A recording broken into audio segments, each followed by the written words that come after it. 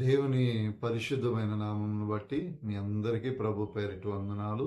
ఈ ఉదయకాలం అనుదిన కృప, దేవుని వాగ్దానం, పరిశుద్ధ గ్రంథం, ద్వితీయోపదేశ కాండము 7వ అధ్యాయము 15వ వచనాన్ని మనం చదువుకోగలిగితే, యెహోవా నీ యొద్ద నుండి సర్వ రోగములను తొలగించును అనే మాట. ఈరోజు దేవుడు నీతో, నీ కుటుంబంతో మాట్లాడుతున్నాడు. ఆయన మీ యొద్ద నుండి సర్వ రోగములు.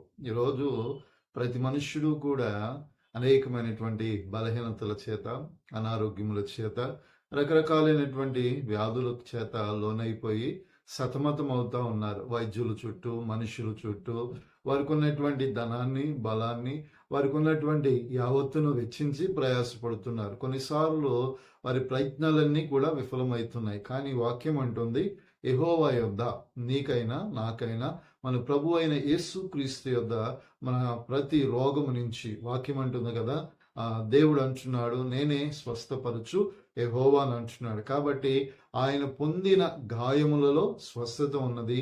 ఆయనను మీరు ఆశ్రయించండి. మీ రోగములకు, మీ వ్యాధులకు, మీ కన్నీటికి, మీ దుఃఖములకు యేసు క్రీస్తు నామములో స్వస్థత, సంపూర్ణమైన ఆరోగ్యము కలుగునుగాక. దేవుడు ఈ వాక్యమును మీ వెనుకల్లో దీవించునుగాక. ప్రభువా, ఈ వాక్యము చేత ముద్రించమని యేసు నామములో ప్రార్థిస్తున్నాము తండ్రి. ఆమేన్.